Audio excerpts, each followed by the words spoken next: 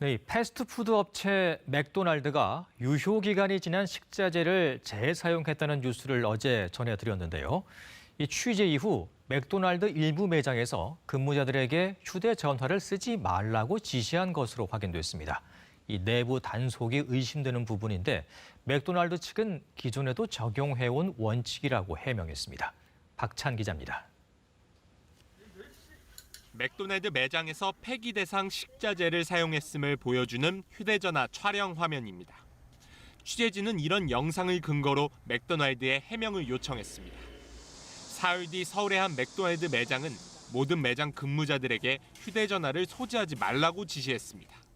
일반 아르바이트생은 기존에도 휴대전화를 못 썼지만 이들을 이끄는 팀리더 아르바이트생과 부점장이나 점장은 휴대전화를 써왔습니다. 공지에는 바지 주머니를 사용하지 말라는 내용도 포함됐습니다. 맥도날드에서 지급하는 근무복 바지입니다. 이렇게 주머니 모양이 있지만 주머니는 열리지 않습니다. 일부 직원들은 사제 바지를 입기도 했는데요. 이제부터 사제 바지도 주머니 사용이 금지됐습니다. 공익제보 영상이 촬영된 매장을 포함해 다른 매장들도 비슷한 공지를 내렸습니다. 팀리더들 좀 알바잖아요. 팀리더들이 처리할 수 없는 일은 바로 점장한테 보고를 해야 되는데 점장님이 있으면 뛰어간다. 휴대전화가 필수인 배달 아르바이트생들은 카운터부터 출입하지 못하게 아예 막기도 했습니다. 전에는 자유롭게 뭐 이렇게 손 씻고 가서 음료를 뭐 받아 먹곤 했는데 지금은 무조건 부탁을 해야 되는 거예요. 공익제보 영상이 촬영된 걸 알고 맥도날드가 내부 단속에 나선 것으로 의심되는 정황입니다. 한국 맥도날드는 근무 중 휴대폰 소지나 주머니 사용 등을 금지한 것은 원래부터 식품 위생을 위해 직원들이 지켜야 할 사항으로 이번 취재와는 관련이 없다고 설명했습니다. KBS 뉴스 박찬입니다. 학교 급식실에서 일하던 노동자들이 폐암에 걸리거나 숨지는 경우가 속출하고 있습니다. 이 조리 과정에서 각종 발암성 물질을 오랜 기간 들이마셨기 때문으로 추정되는데요. YTN은 오늘부터 죽음의 일터가 된 급식실 문제를 연속 보도합니다. 먼저 암 투병 중인 조리사들의 이야기를 김대겸 기자가 들어봤습니다.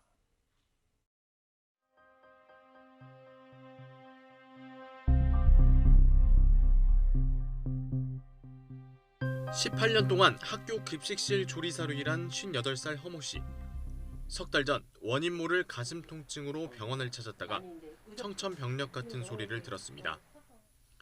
폐암 4기, 뇌와 온몸의 뼈까지 암세포가 전이된 상태였습니다. 서울대병원 가니까 뇌까지 전이가 됐다고 하시더라고요. 너무 건강했었으니까요. 너무 깜짝 놀랐어요, 진짜. 상상도 못했어요, 진짜. 폐암올이라고는. 돌아보면 열악했던 근무 환경 탓이었습니다. 언제나 매캐한 연기로 가득했던 조리실 내부. 환기 설비는 미미했고 얇은 마스크 한 장만 쓴 채 하루 평균 8시간 이상 일했습니다. 1000명이 넘으니까 이 좁은 데서 하다 보면 많이 차죠. 이렇게 뿌열 정도로 연기 같은 게. 예.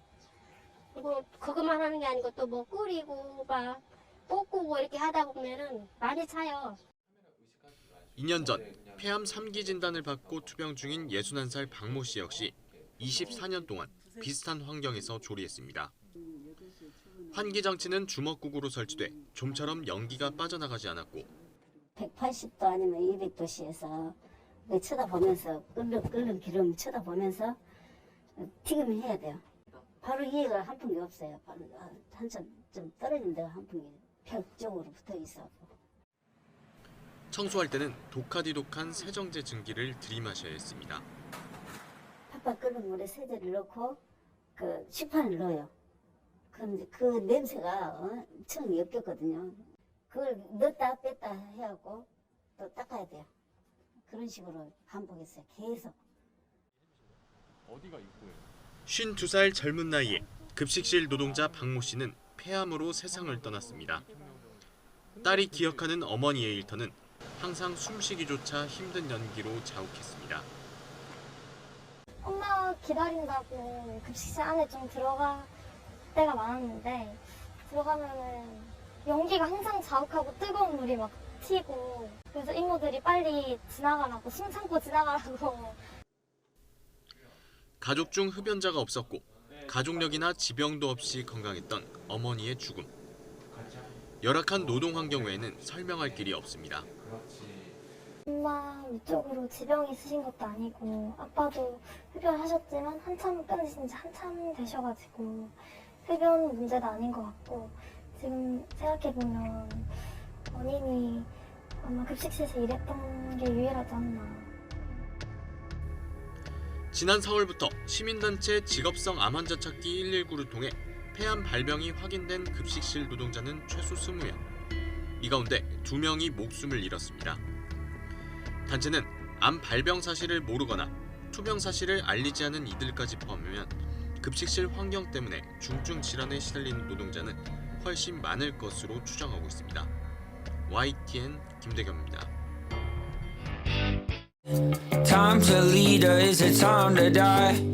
Time to raise hell or walk on by. Is there anybody else? 처음에는 이익을 전혀 안 내고 투자받은 돈을 쓰면서 굉장히 저가로 그 플랫폼을 장악을 합니다. Speak up or time for silence. Time for 기본 요금보다 좀 더 나가는 거잖아요. 아무리 가까운 거리를 가도. 콜 멤버십 가입해갖고 할 때하고 지금 똑같아요. and what you running from inside. 200 남았습니다. 그럼 여기에 수술 500에 방금 방송에 느낌이 없으면은 이 정도 갖고는 너네 괜찮잖아. 너네 안 죽어. 걱정하지 마. So go and get your hands dirty. 이달 초 경북의 한 중학교에서 양궁부 학생이 후배를 활로 쏴 상처를 입히는 일이 벌어졌습니다. 피해 학생은 지금까지도 정신적 고통을 호소하고 있지만 학교 측은 사건을 덮으려고만 했습니다. 이종현 기자입니다. 경북 예천의 한 중학교. 전국 양궁대회 준비를 위해 지난 4일 교내 훈련이 한창이었습니다. 코치가 잠시 자리를 비운 사이 3학년 A군이 1학년 B군을 겨냥해 3m 정도 거리에서 활 시위를 당겼습니다. 화살은 그대로 B군의 옷을 뚫고 등에 또렷한 상처를 냈습니다. 이 일로 B군은 일주일 넘게 병원 치료를 받았고 아직도 심한 정신적인 고통에 시달리고 있다고 말합니다. 솔직히 그냥 무섭다는 말밖에 안 해요. 잠도 잘 못 자고요. 잠깐 잠들었다가도 깜짝깜짝 놀래고. 피해 학생 측은 같은 초등학교를 나온 A군이 수년 전부터 머리를 때리고 따돌리는 등 괴롭혀왔다고 주장합니다. 하지만 학교 측은 이 사건을 덮는 데 급급했습니다. 피해 학생 부모에게 올림픽으로 양궁이 축제 분위기인데 이번 사건으로 가라앉을 수 있다며 합의서와 합의금을 제시하며 회유한 정황도 드러났습니다. 또 피해 학생이 동의했다는 이유로 사건 직후 이틀 동안 가해 학생과 같이 훈련을 받게 하는 등 피해자 보호에도 소극적이었습니다. 원칙이 원래 옛날에 무조건 분리인데 거기 6월 21일자로 개정 공문이 왔어. 학생한테 그렇게 선택권을 주도록 돼 있어요? 예.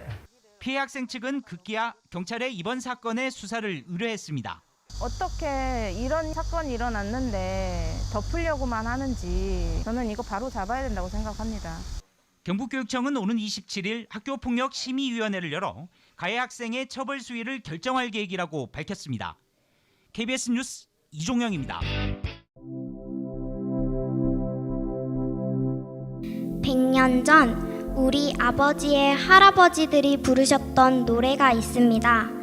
음악 교과서에는 없지만 우리가 꼭 알아야 할 노래, 그리고 잊지 말아야 할 노래들입니다.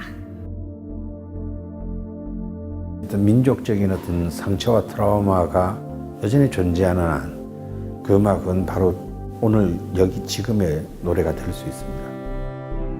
음악을 통해서 그런 독립운동가들이 가졌던 마음을 후대들에게도 그대로 전달할 수 있겠다. 이 프로그램은 금성백조와 함께합니다.